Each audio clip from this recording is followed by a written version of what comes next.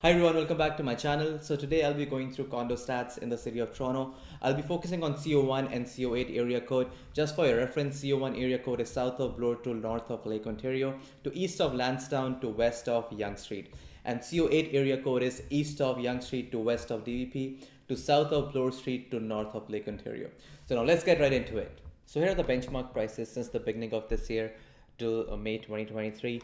So just to highlight about benchmark prices, I think in my opinion they are more reliable as opposed to average prices or even median prices, because in average prices you might find a couple of outliers which might push the average price up or down drastically. So on the other hand, the median price is calculated by sorting out the sale prices in order and then picking up the middle number. So it's basically picking up the midpoint. So the benchmark price is calculated by considering multiple factors such as age of the property, the number of bedrooms the property has, or the size of the property. So things like that. So which I think is more reliable. So coming back to the stats, if you look at the timeline, which is the beginning of this year till May 2023, the prices have gone up consistently month over month, especially since the month of February up till May 2023.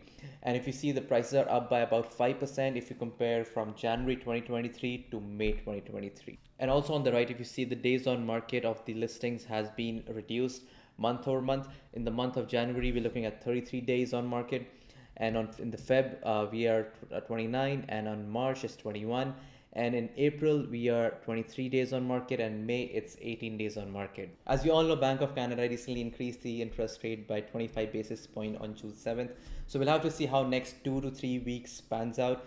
So to be honest, we're seeing dip in the number of showings we are having on our listings, as well as we are seeing less offers being presented on offer night. Moreover, we'll have to keep a close eye on the next interest rate announcement, that is on July 12th.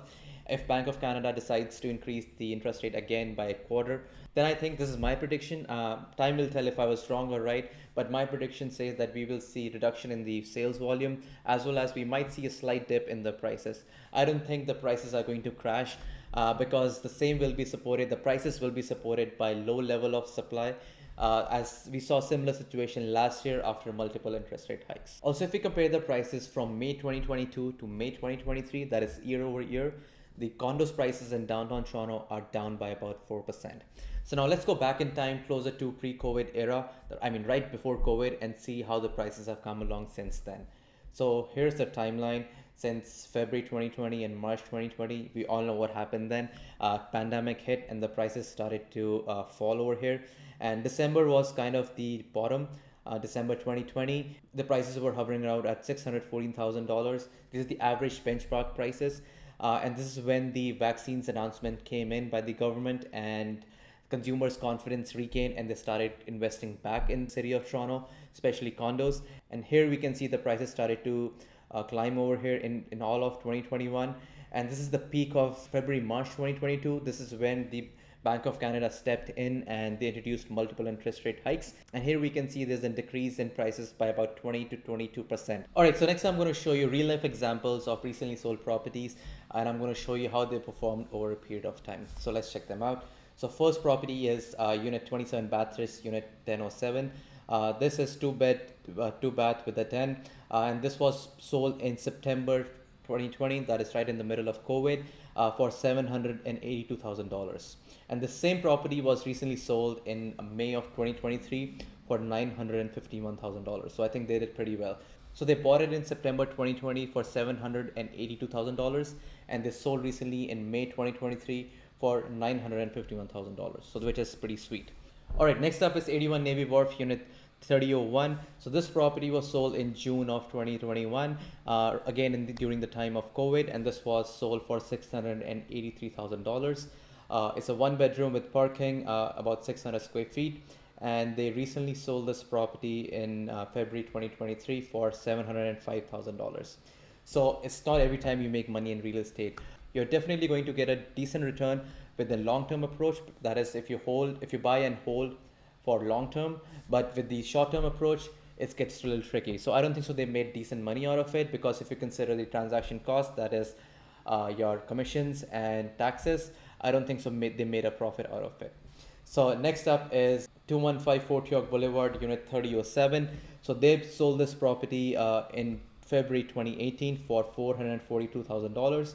It's a one bedroom, and let's check them out how much they sold it for. So they not recently, they sold it in February of 2022, which is a peak, when the market was at peak, and they sold it for $693,000. So they did well. So they bought it in 2018 for so they bought it for $442,000, and they sold it for $693,000 in the month of February 2022, which I think is pretty good. All right, let's go ahead and check out what's happening in the CO8 area code. So here's the trend line of CO8 area. So CO8 area is south of Bloor Street to north of Lake Ontario to east of Yonge Street to west of DVP. So here we can see the trend line. So market peaked out in the March of 2022, just like CO1 area. And after that, we had multiple interest rate hikes, and the prices dropped by about 16%, give and take. And you can see December was the bottom, and after that the prices started to climb up again. And since the month of January 2023 to May 2023, prices have hovered along in slight upward direction.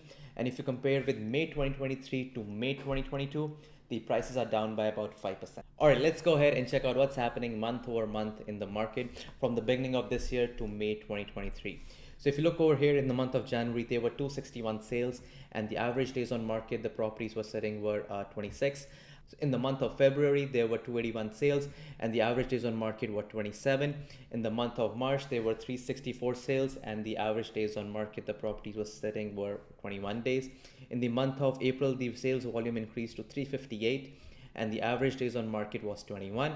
And in the month of May, the sales volume increased to 480, and the average days on market is 17. So all this data was indicating us that the market was going in slight upward direction. But with the Bank of Canada's announcement of increasing the interest rate by 25 basis point, I don't think so that's going to happen. I think we might as well see a slight dip going forward, but we will get to know the real picture once the June stats are out. So that's pretty much was the market update. I hope you found this information useful, and if you did, then please like, share and subscribe. This will really help my channel, and please share this video with somebody whom you think this information will be useful to. And if you have any questions about real estate, please feel free to reach out to me by clicking on the first link mentioned in the description below. Thanks for watching, and see you in the next video.